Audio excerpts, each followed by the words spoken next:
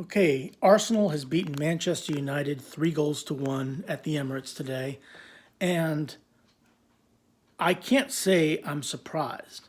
I can't say that I'm shocked. And the reason I can't say that is for the obvious ones. We've seen how Manchester United has played. If you look at the last 4 games, at Everton, they lose 1-0. They're at home against Norwich, they win 3-2 and need a Ronaldo hat trick to do so. They go to Anfield to play Liverpool. And let's be honest, Liverpool is just on a different level than Manchester United, and Liverpool beats them 4-0.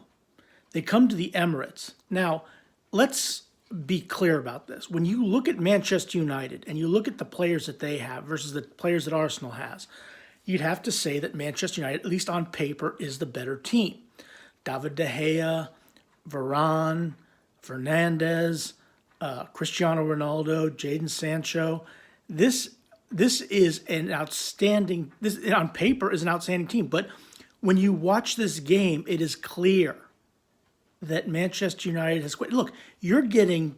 I just saw this. 10 of the top 30 players, paid players, are play for Manchester United. But watching them play today versus Arsenal, it's like they're just going through the motions. The game started off bad for Manchester United in the third minute when Tavares gets the goal. The thing about this, the ball goes across the goal, and Tellez and Varane both have opportunities to clear the ball. The ball should be cleared away with all intents and purposes. The ball should have been cleared away by Manchester United. Should have never ever made it over there to Tavares, but Tavares was on the post, scored the goal, and Arsenal goes up 1-0. Now, Manchester United had chances. They had chances in this game to draw level and plenty of chances, but weren't able to take it. Manchester United gives up a penalty, and Saka scores, and Arsenal are up 2-0. Cristiano Ronaldo scores in the 34th minute, and an absolutely brilliant goal. One thing I can't say when I talk about Manchester United players, and I'll talk about them a little bit later, Cristiano Ronaldo has not quit. Cristiano Ronaldo still has the fire, determination, scored a very, very brilliant goal today. Absolutely wonderful goal, up 2-1. Second half, Arsenal give up a penalty kick. I believe it was Tavares who has his hand out on a corner kick. Clear penalty, no question about it. Bruno Fernandes steps up to take the penalty kick, and he hits it off across the post. It's the post, and it bounces away. I don't know what to say about that. Okay, you need to be able to put a penalty.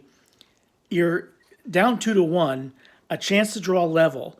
You have taken penalties before, and you've been very successful at penalties before. You even have Cristiano Ronaldo. I know Cristiano Ronaldo missed one against Middlesbrough in the FA Cup, but you step up, you take it, and you can't even hit the back of the net.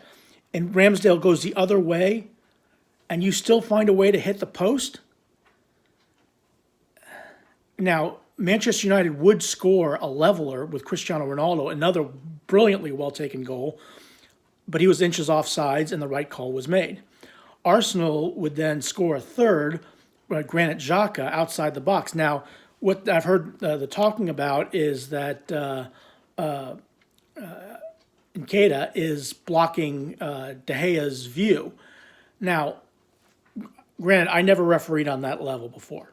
Okay, and Nketiah is in an offside position, and I'm not questioning that, and I believe Lindelof was also blocking De Gea, and I was watching what Tim Howard said. Tim Howard basically said you don't care about the defender blocking you because he'll block the shot, but it's the forward who gets in the way. From my standpoint, I don't look at it as Nketiah as being in the way. I think it's a legitimate goal, and I would call it. I agree with the officials that it's not a offsides and shouldn't have been called off. I think it was a legitimate goal. But regardless, there were plenty of chances for Manchester United. It shouldn't have even come to that. It should have been 2-2 at that point anyway, possibly even 3-2 with Cristiano Ronaldo because he was only inches offsides.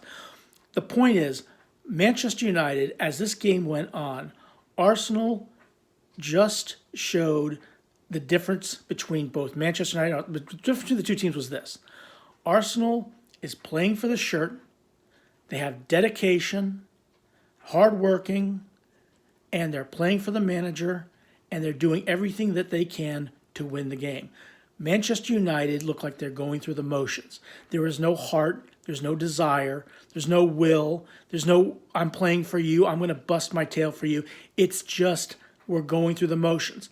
And this is an example of what I say when you say Manchester United is the better team and should be winning this game. Look, coming into this season, there were 4 teams that pretty much had already separated themselves from the rest of the pack.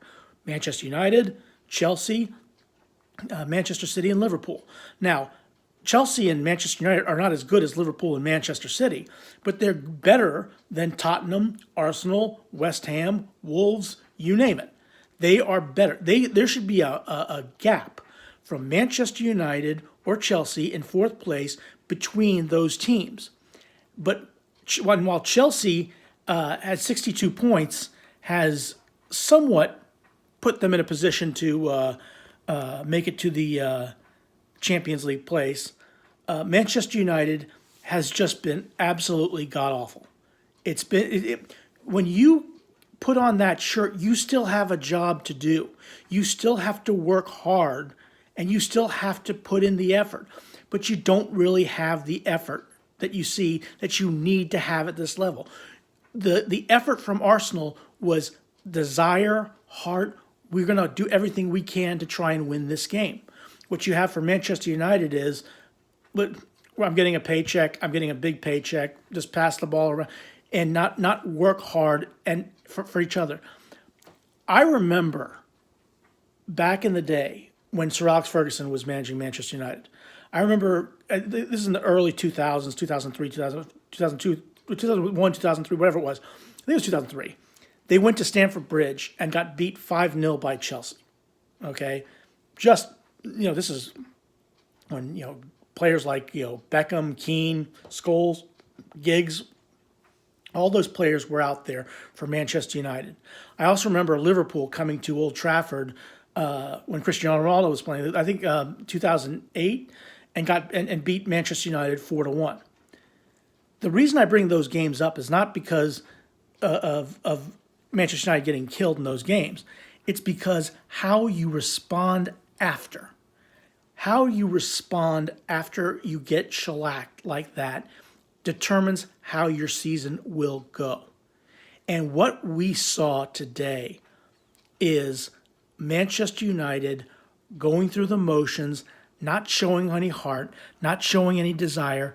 They should have beaten Arsenal. They are better than Arsenal. Okay, they're not better than Liverpool, but they're better than Arsenal.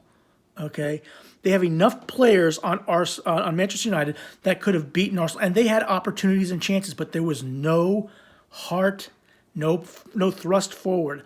And after you got beat 4-0 by Liverpool, my thought was, with Cristiano Ronaldo back, one of two things was going to happen. Either he was going to be too depressed and wasn't going to play as well, or he was going to play inspirational ball and do everything he can to win. From Cristiano Ronaldo's standpoint, I think he did that.